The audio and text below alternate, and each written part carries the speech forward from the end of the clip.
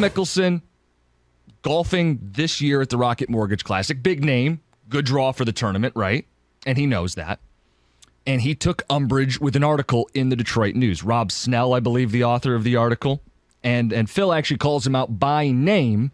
We can play the audio for people. This is Phil on what's taken place and ultimately why he's not going to come back. I have big issues with what he said. He is treating Rob Snell of the Detroit News as the voice of Detroit. Yes. And if he writes a column, everybody in Detroit feels this way about him. And he's going to hold it against everybody else. And he's going to tell all his golf friends, don't come to Detroit and golf because a columnist might publish something you don't like. That is incredibly weak to me. That is soft from Phil Mickelson. You're not always going to have headlines you agree with or like. Worth pointing out, his attorney says everything in the article is factual. So there's nothing like slanderous in nature. He doesn't like the timing of an article that references gambling that by the way, he was a victim of, didn't get paid from a gambling debt. He doesn't like that it was published while he is in Detroit.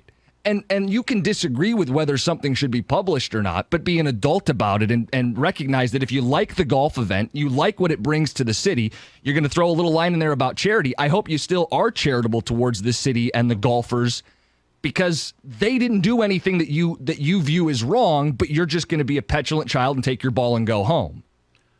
Well, I have some mixed feelings on this. I think his statement, there's a lot of his statement where I'm just shaking my head going, all right, get over yourself a little bit. I understand that he's upset that this article is brought up this week. And this is something that I think first surfaced, I don't know how many years ago it was. Right.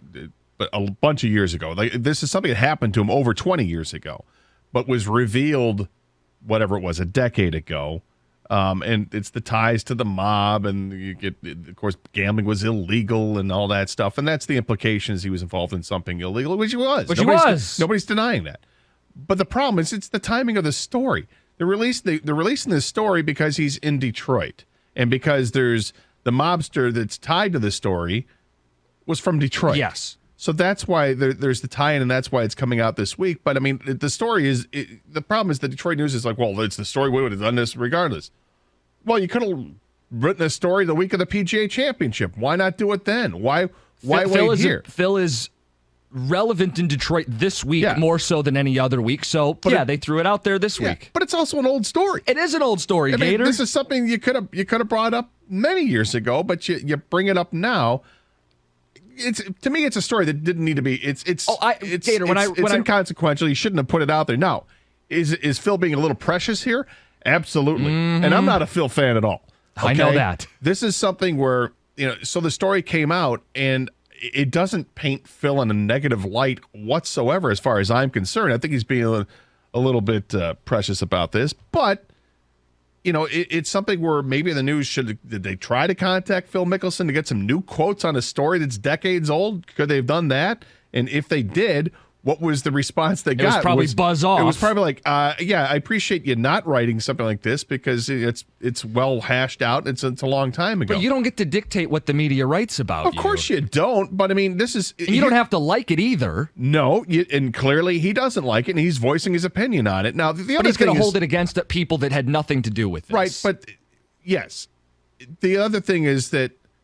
How much longer is Phil going to be competitive? I recognize he just won the PGA Championship, but he's also just dabbling his foot into the world of the Senior Tour or the Champions Tour, right? Yeah, he may not actually have wanted to be. Yeah, he may. And this was an event that he didn't. This is the first time he went to the event. It falls in a weird time between the U.S. Open and the British Open, and that's why you don't see all of the big names here this week. It's so If Phil didn't win the tournament this week and this story never was published, would Phil show up next year? Probably Maybe not. So it makes it now Phil's making it more about him. And again, I'm not a Phil guy. So who's being opportunistic then? He calls out Rob Snell, and I think there's some opportunism in the timing of why you published the article. I too read it and said, without a doubt, there was. And I read it and said, well, okay, what's the substance here, right? I read it and thought, okay, this is kind of odd, but fine.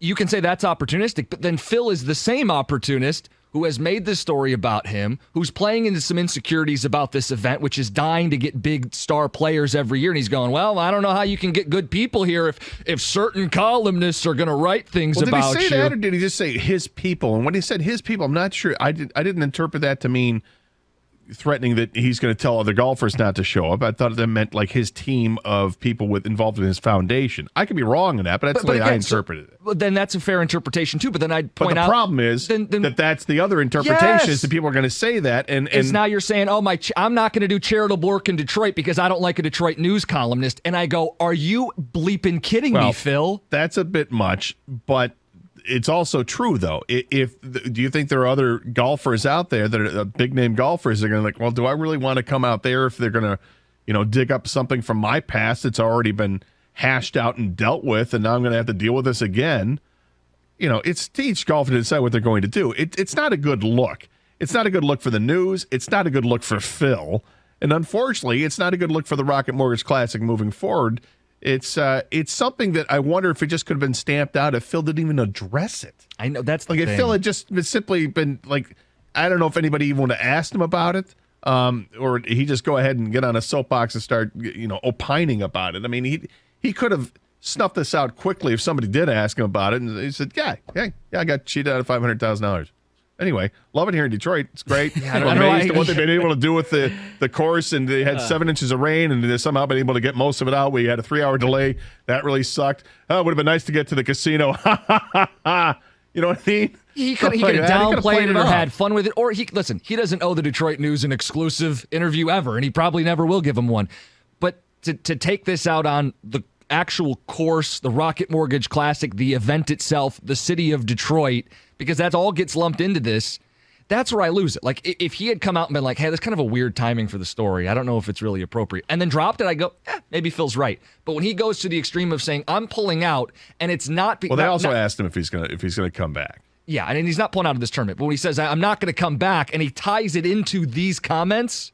Well, that's when I take an issue with. He was obviously upset, didn't like it, and I kind of side between both you guys. The timing of the article makes no sense to me. It's not breaking news. This is old news. Mm-hmm. I know everyone tries to localize everything all the time, but it's 12, 14 years ago, whatever it was. Yeah.